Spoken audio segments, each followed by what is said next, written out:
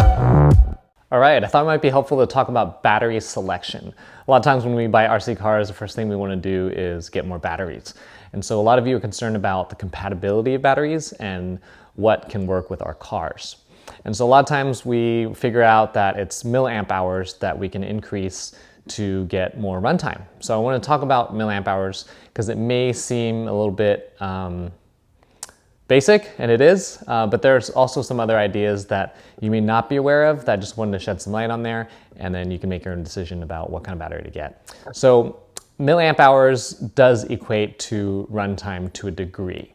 So what happens is if you increase the milliamp hours, what you may not realize is that you're also increasing the weight of the car significantly. So what's not often understood is that an empty battery weighs the same as a full battery. So this means as the battery is depleting, it's still carrying the dead weight of the battery of the part of the battery that doesn't have any juice. So if you're looking for extended runtime, I would highly recommend that you simply buy more number of batteries as opposed to a battery or a few batteries that has a higher milliamp hour. Because in order to get double the runtime, which is kind of an extreme goal, but if you were to look for just kind of argument's sake, if you're looking for double the runtime, you'll need significantly more than double the milliamp hours because there's a lot of inefficiency. As the car is driving, it needs to carry its additional weight of that extra milliamp hour before you'll see any reflection in runtime at all. So again, when you're using too heavy of a battery, you'll also experience a lowering degree of performance. So if you do double it, you will notice a significant performance difference. You will feel the weight of it and therefore less efficiency. And so again, final thing is you do want to have more number of batteries as opposed to larger battery. And a larger battery also would cost exponentially more in terms of dollars. So for value, you want to get additional batteries instead. Okay. Next thing, after we talk about milliamp hours, is the voltage. So voltage is something that you do want to be concerned about, and you do want to stick with the same voltage for the car that it came with. So if your car is a 3S vehicle, then you want to get a 3S battery. If your car is a 2S vehicle, then you want to get a 2S battery. This assumes you're not making any modifications and you're not changing any other components. If you're buying a new battery, you want to do one for one. So 2S, 2S, 3S, 3S, 6S, 6S. You don't want to up that voltage.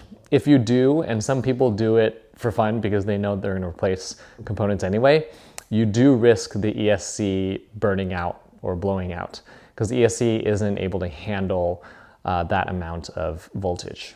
One thing I forgot to talk about is physical size of the battery. So the larger the milliamp hour, the larger the battery will be physically, generally speaking, and definitely when it's from the same manufacturer. So depending on your RC car size of the battery tray, you may not have that much room to increase the milliamp hours or physical size of the battery. Sometimes people do end up mounting it differently. That definitely changes the center of gravity and all that kind of stuff. If you don't care about that, that's totally cool, but you just want to be aware that the battery needs to physically fit. I know that's like duh, but it's just something that you want to be aware of because sometimes we're so into the other specs that we forget the dimensions. Okay, the next thing we want to talk about, which is a little bit tricky, is going to be the C rating. So the C rating for the discharge is basically how quickly the battery can discharge juice, if you will, into the vehicle. And so the higher the C, technically, the more punch or more aggressive the car can potentially be. And so I have another video about how the relationship between the battery and the ESC and the motors work with one another. And so basically, you don't need to be concerned really about having too high of a C rating. So the general consensus, which I agree to, is to have basically as high of a C rating as you can comfortably afford. And so when you do get above 100 C-ish, the cost of those batteries go up significantly. So you're getting less value essentially. So a lot of times people will stick to 100 C or a little bit less than 100 C. So my car back here, it's a Arrma Typhon 3S and a Big Rock 3S. those both run on 80C. Could I run it on 100C? Yes. Could I run it on 110C? Yes. But again, the cost of them are going to be significantly more as you get higher and higher in sea level. There's actually a minimum sea level. So in my other video, I talk about how to calculate the amperage of the battery, because batteries don't show the amperage rating on the battery itself. There's no number, there's no label physically on the battery, yet the amperage rating is important. If you lower the C rating, keeping the milliamp hour rating the same, you're reducing the amps that can go through it safely. So that's why ARMA and other companies have a minimum C rating, not a maximum. They're minimums because if you have a battery with too low of an amp rating, then it puts too much stress on that battery. What happens is the battery doesn't push amps to the motor. The motor actually draws amps from the battery. So the motor only pulls as much as it needs. And so you don't have to be worried about too high of a C rating where it's gonna push amps to the motor and then break stuff. That's not really how that works. There should be some tolerance in between the ESC and the motor as far as amperage, and there should be equally tolerance between the battery and the ESC itself. So you want to progressively have higher and higher amp rating, and the concern again is more about getting too low of a C rating, not too high of a C rating.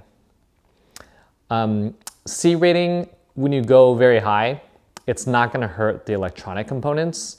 There is concern that it could mess up the drivetrain, which is possible, because what's happening is a higher C rating will basically allow the full potential, if you will, of the motor. And so you will have it working not necessarily harder, but for more sustained time. You'll have less battery sag, and you'll just have more action with a higher C-rated battery. And so if that's happening, the drivetrain is getting a little bit more stressed. In that sense, the drivetrain can wear out prematurely. But it's not really the electronic components that would be a concern if you had a high C rating. Okay, one thing we need to talk about is the connector on the battery itself. So ideally, obviously, the battery connector matches the connector that's on the vehicle. There may be reasons that you intentionally choose a battery that doesn't have the same connector and then choose to use an adapter. If that's the case, there's something very important you need to know about what adapter you're using and how to go about doing it. For me, the reason I use an adapter sometimes is because I like to keep my inventory of batteries low and ideally have the battery serve multiple purposes and be used across different cars or different uses. And so that's the reason I do it. There's something very important about, again, the type of adapter and how you go about doing it. So we're gonna go over that in detail. We're gonna get on the bench and discuss it a little bit more. Okay, when shopping for a connector, or an adapter rather, know that all batteries, no matter what they are, the connector is going to be female. Okay, the connector on the battery itself is female. The connector on the car itself is going to be male. The reason why is because batteries are tossed around a lot and then this end can touch stuff. So if it's a male end and a male Dean's connector does protrude out and it could touch metal objects and short it out. So that's why, for safety reasons, all batteries have a female end and go into the charger, which is a positive end, or the car, which is a positive end. So this battery I have, you don't need to see the specs because we're talking about the connectors right now. So this is an EC5. Each type of battery connector has a different, or each connector has a different rating. So this EC5 is rated at 120 amps. This Dean's connector is rated at only 60 amps.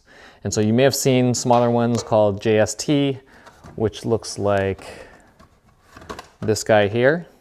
This is a JST connector, and that amp rating is significantly lower.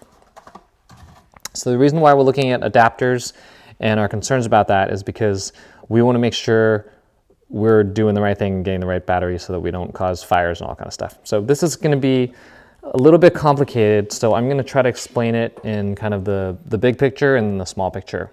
The point is, we do not want to have a battery that has a lower connector rating than the connector on the car. Okay, let me repeat that again. We do not want a battery such as this one with a lower amp rating than the connector on the car. It is okay to have a battery with a higher connector rating than what's on the car, but not lower, okay? So the reason why is because if you see my other video, and if you haven't, I'll kind of explain it here, but the motor is what draws the amps, okay? The motor demands the amps.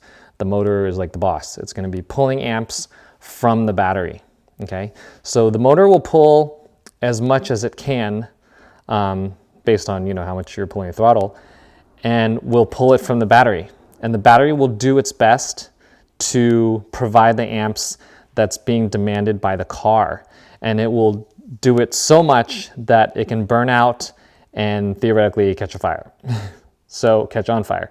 So you want to make sure that your battery has at least equal of an amp rating as the car or higher, okay? In this case, this battery does not have an amp rating that is equal or higher than that. This is 60, and that is rated at 120 amps.